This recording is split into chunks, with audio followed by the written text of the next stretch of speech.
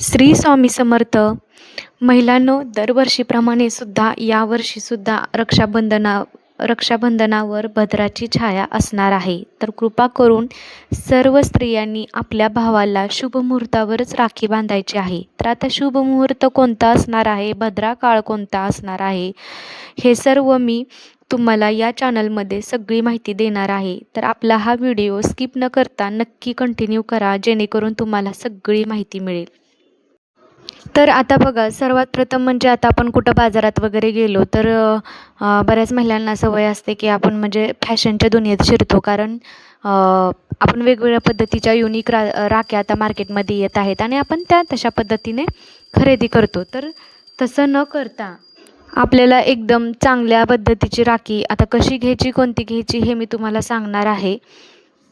आता बघा, दरवर्षी श्रावण महिन्यातल्या पौर्णिमेला, नारळी पौर्णिमेला आपण आपलं रक्षाबंधन सेलिब्रेशन करत असतो. आता बघा, नारळी पौर्णिमा ही गुरुवारी 27 ऑगस्टला सकाळी 9:09 प्रारंभ होणार आहे आणि संपणार कधी आहे पौर्णिमा, तर 28 ऑगस्ट रोजी सकाळी 9:49 मिनिटांपर्यंत पौर्णिमा असणार आहे. तर आपल्याला राखी ही 28 ऑगस्टलाच बांधायची आहे.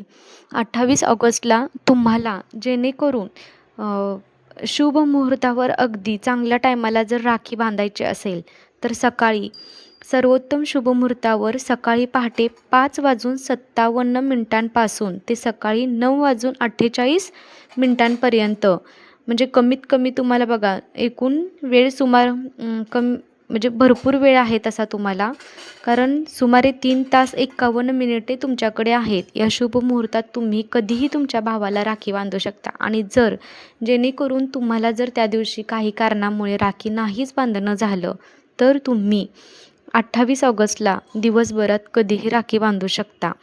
पण होता होईल तेवढं शुभ मुहूर्तावर बांधण्याचा प्रयत्न करा, कारण शुभ मुहूर्त संपल्याच्या नंतर दिवसभरात सुद्धा राखी बांधलेली चालणार आहे. हो, कारण त्यावेळेस परत कुठेही आधीमध्ये भद्रा नसणार आहे.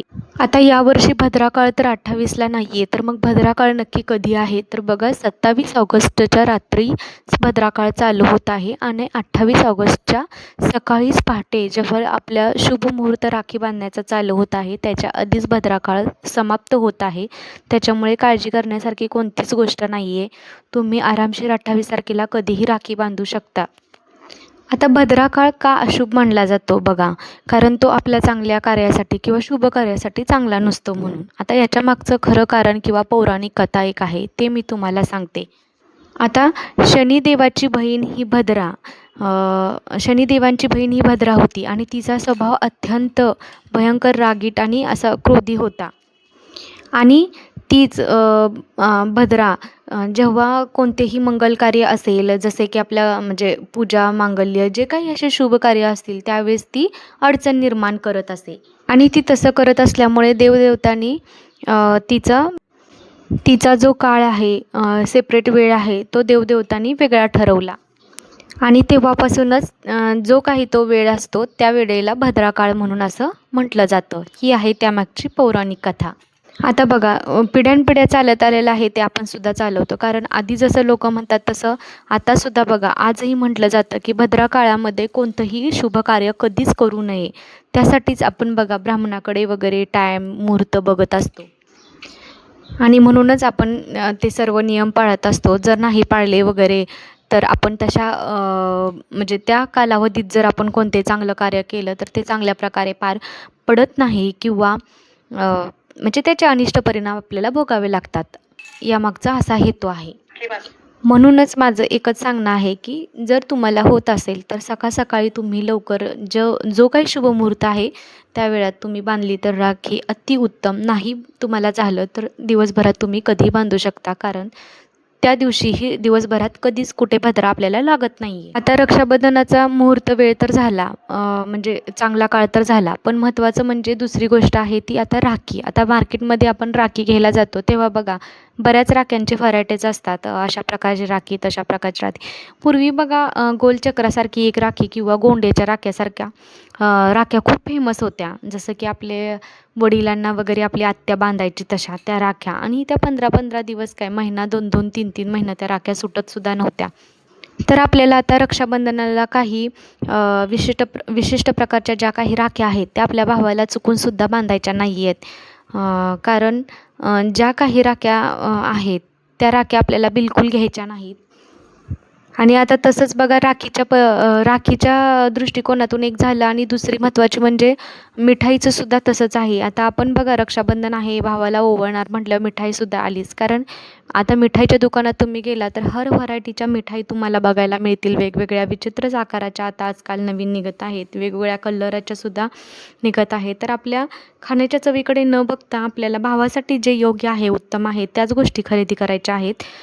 तर आपल्याला अगदी जर तुम्ही नाही मिठाई घेतली तरी चालेल, आपली अगदी पांढऱ्या कलरची साखर असू द्या किंवा मिठाई असू द्या, अगदी पांढऱ्या कलरचा साधा पेढा तोच तुम्हाला खरेदी करायचा आहे. आता राख्या कोणत्या चांगल्या घ्यायच्या आहेत तर मी तुम्हाला सांगते. ज्या राखीवरती स्वस्तिक आहे, शुभचिन्ह आहेत, गणपती आहे, स्वस्तिक आहे, जसं की श्रीकृष्णाचं चित्र आहे किंवा मोरपिसारा आहे, या चांगल्या ज्या गोष्टी ज्या चांगल्या चिन्हाच्या ज्या राख्या आहेत त्याच तुम्हाला घ्यायच्या आहेत. आता ह्या राख्या बांधल्याने काय होणार आहे, भावाच्या मनगटावरती एक चांगला परिणाम होणार आहे, एक चांगली दैवी शक्ती त्याच्या पाठीशी उभी राहणार आहे. आणि अशी राखी त्याला बांधल्यामुळे आपण त्याच्या मागची जी नकारात्मक शक्ती आहे किंवा जी काही वाईट दृष्टी आहे किंवा कुणाची वाईट नजरबाधा आहे ती त्याच्या मागची टळून जाणार आहे. म्हणून आपल्याला घेताना जास्त करून तुम्हाला ज्या देवाच्या चिन्हांच्या राख्या भेटतील त्याच तुम्ही खरेदी करा. आता बरेच लोक चांदीच्या वगैरे पण खरेदी करतात, पण त्याच्यामध्ये सुद्धा भरपूर आपल्याला बनवून घेतलं तर डिझाईन वगैरे भेटतात. तर अशा काही त्या राख्या आहेत ज्या मी तुम्हाला सांगितल्या आहेत, तशाच कृपा करून खरेदी करा आणि आपल्या भावासाठी, त्याच्या दीर्घायुष्यासाठी किंवा सगळं त्याच्या आयुष्यात पूर्ण यश, इच्छाप्राप्ती त्याच्यात पूर्ण होत ओवाळताना आपल्याला हे स्मरण करायचं आहे. आणि काळजी एकाच गोष्टीची आपल्याला घ्यायची आहे की राखी घेताना जरा चांगली मजबूत धाग्याची बघून घ्यायची आहे की जेणेकरून ती तुटली फाटली नाही पाहिजे. चांगली आपण जेवढ्या गाठी देईल तेवढ्या ती चांगली आणि मजबूत राहिली पाहिजे.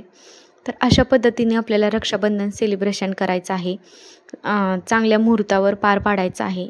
तर तुम्हालासुद्धा रक्षाबंधनाच्या खूप खूप शुभेच्छा. श्री स्वामी समर्थ. व्हिडिओ कसा वाटला नक्की कमेंटमध्ये सांगा.